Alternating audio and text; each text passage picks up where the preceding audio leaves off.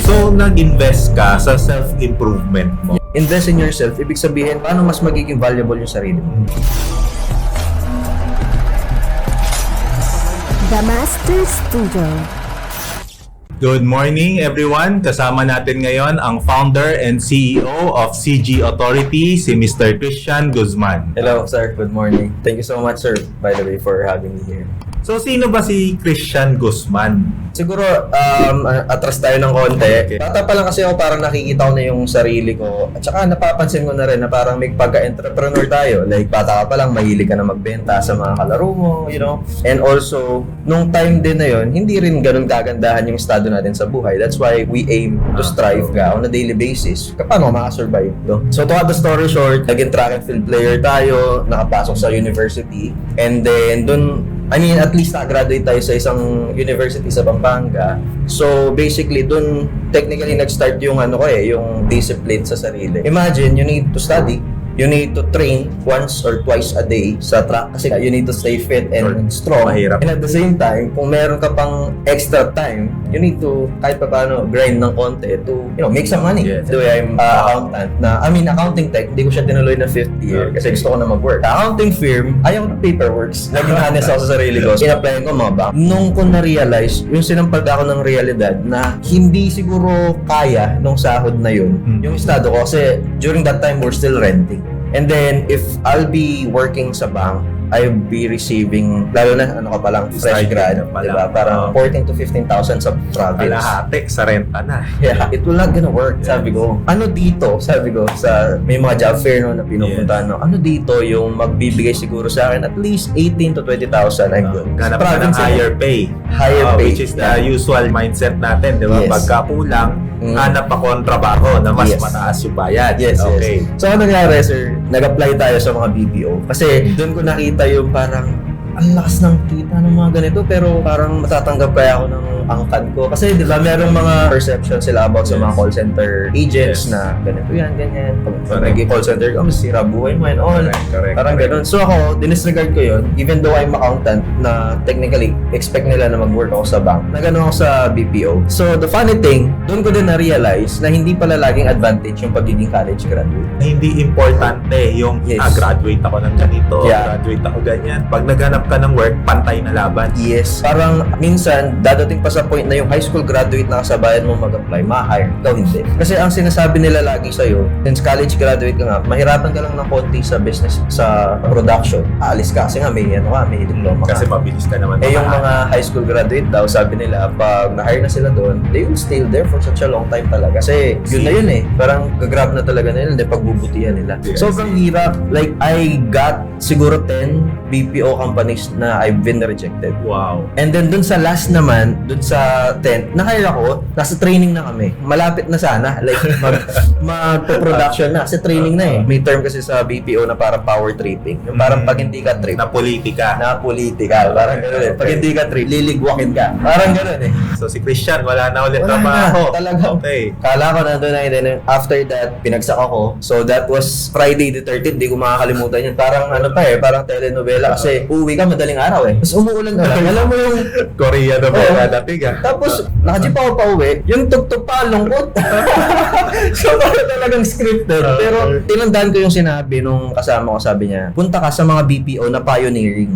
Yung technically bago pa lang. Tapos, mag-hire sila ng mga bagong agents din. Pag pumutok yung BPO na yon, you'll be on top. Parang ganun. So, nag-stop ako mag-apply for a week. Then, meron ako nakita sa Instagram, pioneering account. Apply na, mga ganun, di ba? So, kaso yung company na yun yung sinabi nung friend ko na yun na huwag ka nang pupunta dito, sobrang hirap pumasok. So yun, wala ka ng choice. Wala kang choice, pero sige, apply ako. So medyo hindi pa ganun ka-presentable yung parang kung saan kami nag-apply. Para siyang beer house sa gabi, sinara. Ginawang parang interview, recruitment hub, parang ganun. So kinakabahan na ako, hindi ko alam kung ano itong pinapasok ko, pero okay lang. And then, hindi ko alam sino din yung guide ko nun, kung may angel ba or something. Hindi kasi ako gamer. Sa call center, very important yung mabilis na mag-type. Parang 4 times times akong binagsak doon sa parang 30 words per minute. Yeah. Bagsak. Pero hindi ko alam ba't ako pinagbibigyan ng ano. Baka kasi nga pioneering. Wala. Oo, diba? Parang, alam mo yun to the point na na-memorize mo na yung tinatype mo, kaya bumilis ka na lang. Sumasakto lang. So, to cut the story short, final interview, eto na naman tayo. Dito ako laging bumabagsak eh. Diba? So,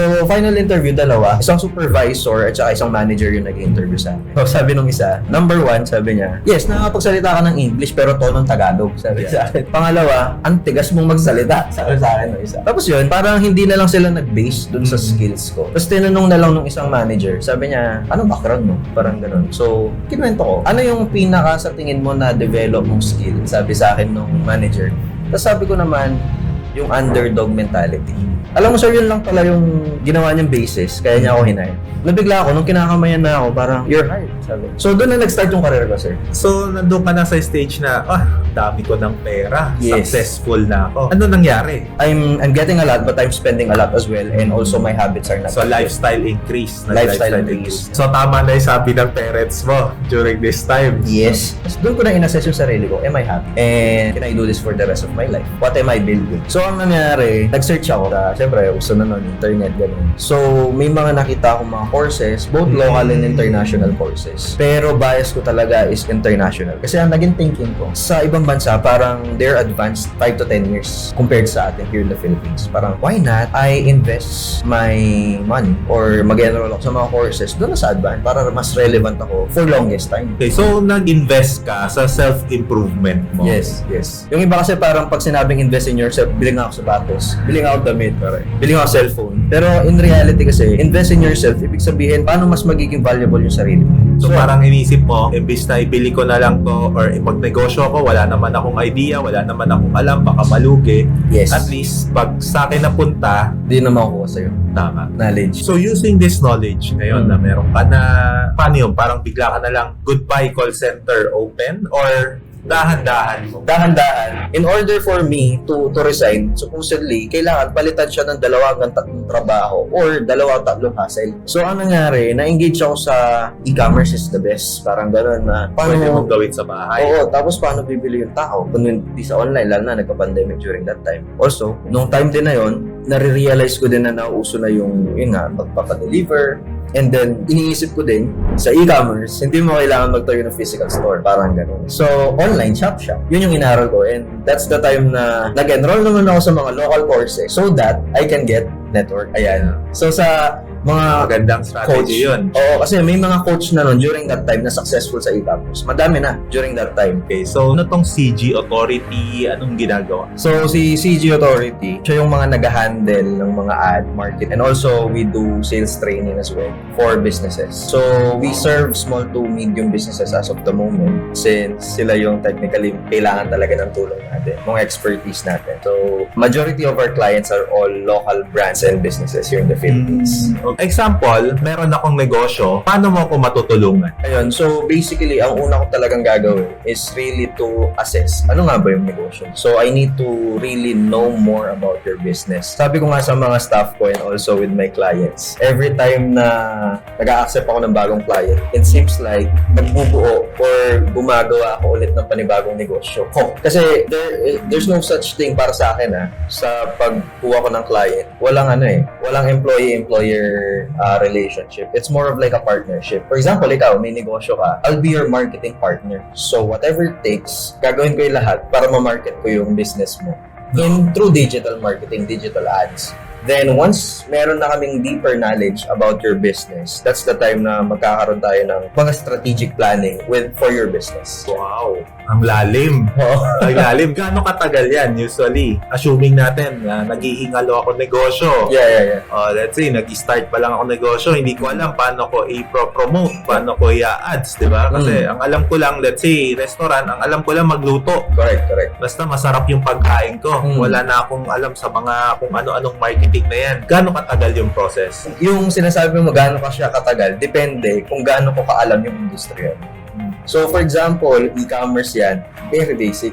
Kasi, before kasi ako So, yun nagilan ang ng ads. specialty nyo. Yes. Before kasi ako, yun nga, tumanggap ng clients, hindi pwedeng wala ka munang resulta ng sarili mo. How can you teach other people how to swim if you don't even know how to swim? Correct, No? correct. So, technically, I'm from e-commerce business. So, nagre-run ako ng ads, my own fulfillment ko, lahat-lahat. One man Wow. thing during that time, no? Okay. So, yun yung forte ko. Until such time na I think a lot of people na gustong magsimula ng mga online business, sobrang hirap nila. Yung parang hindi nila alam, ano ba yung kailangan unang gawin? Ano ba yung after that? Ano naman? And then, okay, so meron na akong bumibentang product. Paano ko ito papalaguin? I-scale. So, ganun siya. And meron namang mga industries na aminado ako na kailangan ko siyang aralin ng medyo may katagalan. Okay. So, I need to really study and understand it well before even running our first single ad. At least mas maganda yun, hindi yung nagpapanggap na lahat alam, di ba? Oo. Yung mga ganyan. At least inaaral mo talaga. Walk the talk, Yes, kumbaga, yes. di ba? So, gano'n nakalaki, gano'n nakasuccessful ngayon si CG Authority? And ano yung starting from nothing, ano yung pwede mong ma-impart? Siguro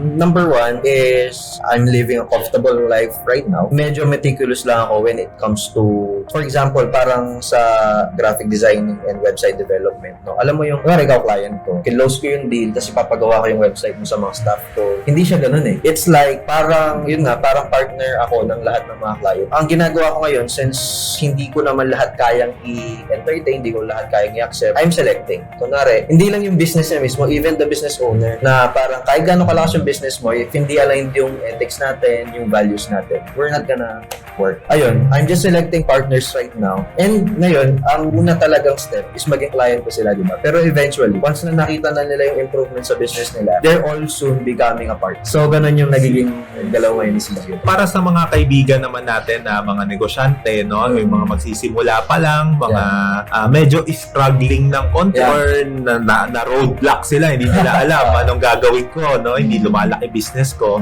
Paano kanila makokontak? Paano kanila marireach? Okay. So, siguro dun sa mga, meron kasi mga traditional businesses na nahihirapan mag-transition into online. Or meron namang mga may sarili ng business na minsan nag-online na rin sila pero they're struggling. Siguro you can send me a message sa Facebook na lang, no? So that they can contact me, so that I can help kahit pa paano. Kung advisements lang naman ang kailangan nila, I'm very willing to help. Christian Guzman sa Facebook. Thank you, Christian. So, para naman sa mga gustong magpa-interview, pwede nyo kaming i-message. Don't forget to like, follow, and subscribe the Masters Studio pages.